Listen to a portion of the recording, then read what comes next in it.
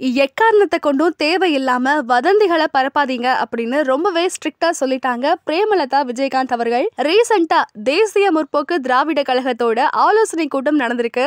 அதை பத்தி பிரஸ் மீட்ல பல விஷயங்களை ஷேர் பண்ணியிருக்காங்க இவங்க. கேப்டன் அவர்களோட மறைவுக்கு அப்புறமா நடக்கக்கூடிய முதல் மாவட்ட செயலாளர்களுடைய ஆலோசனை கூட்டம் இது.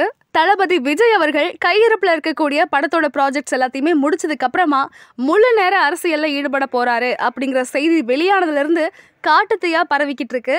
இத பத்தியுமே பிரஸ் மீட்ல பிரேமலதா அவங்க கிட்ட கேட்டிருக்காங்க. ஆனா அவங்க சொன்ன பதில் என்னன்னா, தேமுதிக சார்பா அவங்களுக்கு ஒரு பெரிய வாழ்த்துக்கள் அப்படின்னு ஒரே வரியில முடிச்சுட்டாங்க.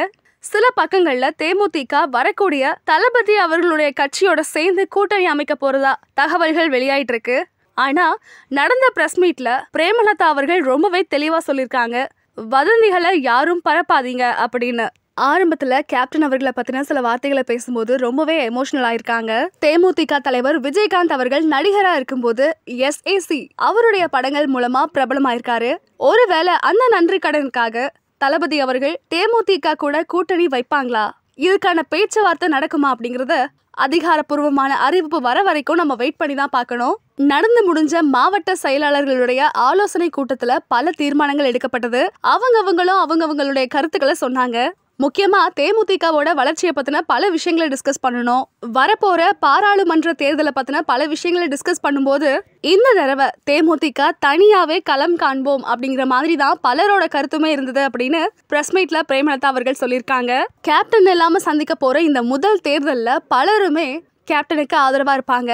ஏன்னா இப்ப வரைக்கும் கூட நல்ல ஒரு தலைவரை நாம இழந்துட்டோம், அவர் கண்டிப்பா ஆட்சிக்கு வந்திருக்கணும் அப்படின்னு காதுபட பேசக்கூடிய பலரையுமே நான் பாக்குறேன். அவர்களுடைய ஆதங்கத்தோட விளைவா இந்த தடவை தீர்ப்பு கண்டிப்பா நமக்கு சாதகமா இருக்கும். இது எந்த விதமான சிம்பத்தியுமே கிடையாது அப்படிங்கறத ரொம்பவே ஸ்ட்ராங்கா சொல்லியிருக்காங்க.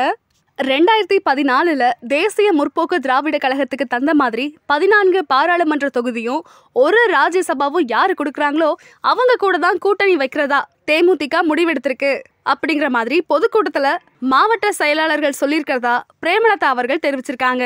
அந்த பிரஸ் மீட்ல முக்கியமா தேமுதிகவோட பல கொள்கைகளை பத்தியுமே மென்ஷன் பண்ணிருக்காங்க. அவங்க அதிகாரப்பூர்வமா தேமுதிக கிட்ட இருந்து எந்த ஒரு அறிவிப்பும் வராம தவறான செய்தியை யாரும் பரப்பாதீங்க அப்படின்னு ரொம்பவே முடிவா சொல்லிட்டாங்க. தேமுதிக கூட தளபதி அவர்கள் கூட்டணி வைக்கிற மாதிரி இருந்தா உங்களுடைய கருத்து என்னவா இருக்கும்?